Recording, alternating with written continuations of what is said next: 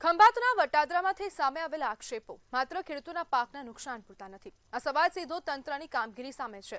ખેડૂતોનો આક્ષેપ છે કે જય કેમિકલ અને રોહન ડાઇઝમાંથી છોડાયેલા ઝેરી ગેસના કારણે અંદાજે 500 વીઘા પાકને નુકસાન થયું।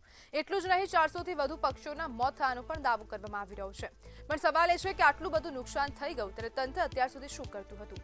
જો કંપનીઓમાંથી ખરેખર ઝેરી ગેસનું ઉત્સર્જન થઈ રહ્યું હતું તો પ્રદૂષણ નિયંત્રણ તંત્રની નજર કેમ ન પડી? ખેડૂતોના પાક બળી જાય, પક્ષીઓના મોત થાય અને ત્યારબાદ જ તંત્ર જાગે તો જવાબદારી કોની? શું આ સમગ્ર મામલાની નિષ્પક્ષ તપાસ થશે? શું સેમ્પલ લેવામાં આવશે? શું કંપનીઓ જવાબદાર સાબિત થશે તો તેમની સામે કડક કાર્યવાહી થશે? ખેડૂતોનું નુકસાન કોણ ભરશે? હવે માત્ર તપાસની વાત નહીં, જવાબદારી નક્કી કરવાની જરૂર ઊભી થઈ ગઈ છે, કારણ કે 500 વીઘા જેટલા પાકને નુકસાન થયું છે। ખેડૂતો કહી રહ્યા છે કે તેમને મોટા પ્રમાણમાં આર્થિક નુકસાન વેઠવાનો વારો આવ્યો છે અને આસપાસના વિસ્તારોમાં જેટલા પણ પશુ પક્ષીઓ છે તેમને ક્યાંક ને ક્યાંક ઝેરી ગેસની અસર જોવા મળી રહી છે। 400 જેટલા પક્ષીઓના મોત થયા હોય તેવા પણ અહેવાલ સામે આવી રહ્યા છે। અને આજ મુદ્દે આપણી સાથે કલમસરના સરપંચ દિલીપસિંહ સિંધા જોડાઈ ગયા છે। દિલીપભાઈ, ઝેરી ગેસથી કેટલું નુકસાન થયું છે?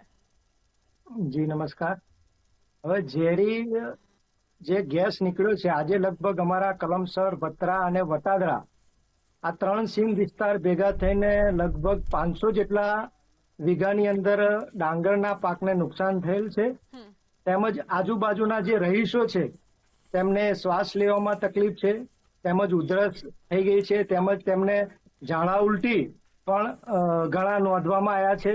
બીજું કે નાની નાની જે ચકલીઓ છે જેને ખૂબ પ્રમાણમાં ત્યાં મૃત્યુ પામેલા આજે જોવા મળેલ છે અને આજે તમામ રિપોર્ટ અમે ગઈકાલે કરેલો છે, તો જીપીસીબી મારફતે આજે વિઝિટ પણ કરવામાં આવેલી છે।